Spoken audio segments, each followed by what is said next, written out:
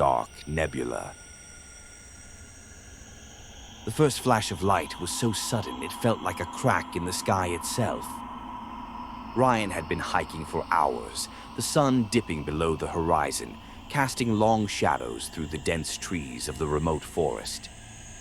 The day had been perfect, calm, crisp air, the hum of nature filling his ears. But now, as night began to settle in, something was wrong. The atmosphere felt off. A stillness had crept over the forest, as if everything had suddenly held its breath. Ryan paused, unsure why the unease was growing in the pit of his stomach. He had been camping alone in the wilds before, but tonight a deep, unnatural tension made his skin crawl. He looked up. The sky was an endless stretch of stars. The air was thin and cold as he took a deep breath, trying to shake the feeling. Then it happened again. Another flash. At first, Ryan thought it was a trick of the light, perhaps a stray meteor or a passing satellite. But this was different. The flash was too bright, too deliberate. It came from the sky, but it wasn't natural. His heart began to pound as he watched the light pulse 3 more times, each flash more intense than the last. Ryan squinted, his eyes trying to focus on the sky, but the light vanished as quickly as it had appeared, leaving nothing but the stars, cold and distant. He could feel the hair on the back of his neck stand up, and his breath quickened. What the hell? He shook his head, trying to rationalize it. Maybe it was just the northern lights or a plane flying too high, though the flashes didn't fit either explanation. The forest around him had grown eerily quiet.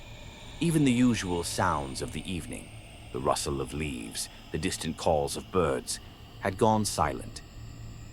Ryan pulled off his backpack, setting it on the ground as he started to set up camp. He tried to ignore the gnawing feeling of being watched. It wasn't until he bent down to unpack his tent that the second strange thing happened. A soft, whirring hum filled the air. At first he thought it was the wind rustling through the trees, but the hum was consistent, mechanical, and unnatural. Ryan's head snapped up. The hairs on his arms stood on end. Above him, in the tree line, a soft, glowing object drifted silently between the branches. It wasn't a firefly. It wasn't a bird. It hovered, its light pulsating gently, a deep blue hue that shimmered in the darkness. Ryan's breath caught in his throat as he watched it move between the trees, completely silent, its movements too precise to be natural. He blinked rapidly, trying to convince himself that it was just his mind playing tricks on him.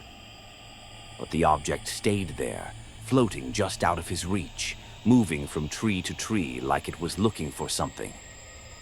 Ryan's pulse quickened. This wasn't just a strange phenomenon. Something was wrong. Something was out of place. He stepped back, instinctively reaching for his phone, but the screen was black, as usual. No signal out here, no help, just the silent, pulsing light in the trees. And then, it happened again. A different flash this time, farther off in the distance, near the mountain ridge. But this flash was bigger, brighter, and it lingered longer than before. And just like the first flash, it didn't fade. It stayed, hovering over the ridge like an eye, watching him. Ryan felt his heart race. This wasn't a natural occurrence. This was something deliberate, something intelligent. He didn't know what it was, but he knew in his gut that whatever it was watching him. The hum from earlier returned, louder now, echoing through the trees. Ryan turned, his gaze snapping to the source of the sound. He saw them now, small, glowing dots moving through the forest, darting between the trees. They weren't insects. They weren't animals. They were drones hovering in and out of the shadows, their lights flickering like tiny stars scattered through the dark. Ryan's mind raced as terror began to set in. The dots grew larger, and soon they were closing in on him. darting in erratic patterns, as if they were surveying him, surveilling him, as if they knew exactly where he was.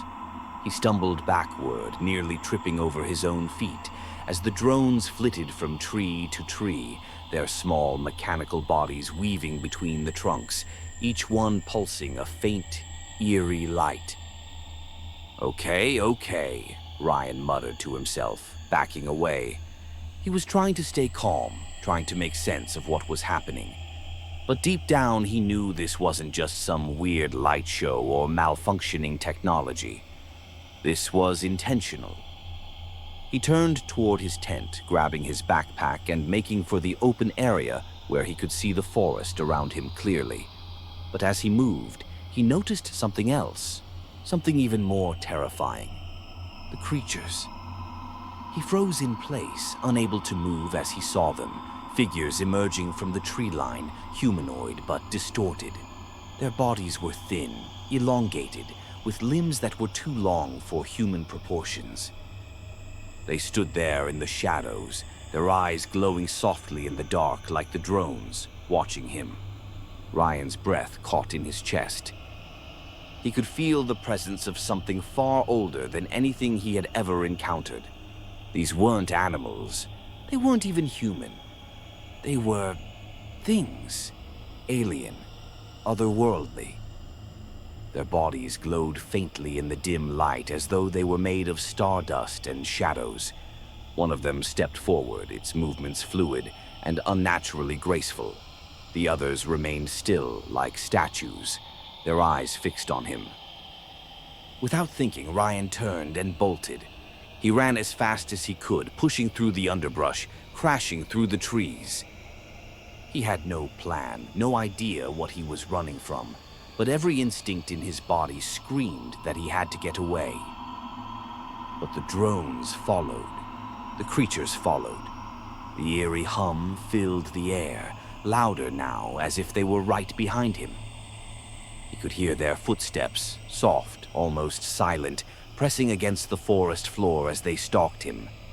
Ryan's legs burned, his breath coming in ragged gasps, but he didn't dare slow down. The flashes in the sky continued, brighter now, and the glow from the drones overhead seemed to intensify. They were closing in. Suddenly, the ground beneath him gave way. Ryan tumbled forward, his body hitting the earth with a sickening thud. He groaned, his vision swimming as he tried to push himself up. But as he looked around, he realized he wasn't in the forest anymore. The trees had disappeared. The ground beneath him was smooth, metallic, and cold to the touch. The sky above him was an unnatural, glowing purple, a sickly hue that felt wrong, like it shouldn't exist. And the air, there was no wind, no sounds of nature. It was as if he had been transported to another world entirely. Before he could process what had happened, a voice, soft but unmistakable, filled the air. "You're in our domain now." Ryan froze, his blood running cold as the creatures emerged from the shadows again, their glowing eyes locking onto him. The drones hovered above, moving in a tight circle, their lights flickering like they were drawing energy from the very sky. "You shouldn't have come here," the voice said again, colder now. "We've been watching this planet for centuries. You've triggered something that you can't undo." Ryan opened his mouth to scream, but no sound came out. And as the drones surrounded him, their lights pulsing in the air like an ancient signal, Ryan realized the truth. The aliens weren't just here to monitor Earth. They had come to claim it, and Ryan would be one of the tools they used to do so.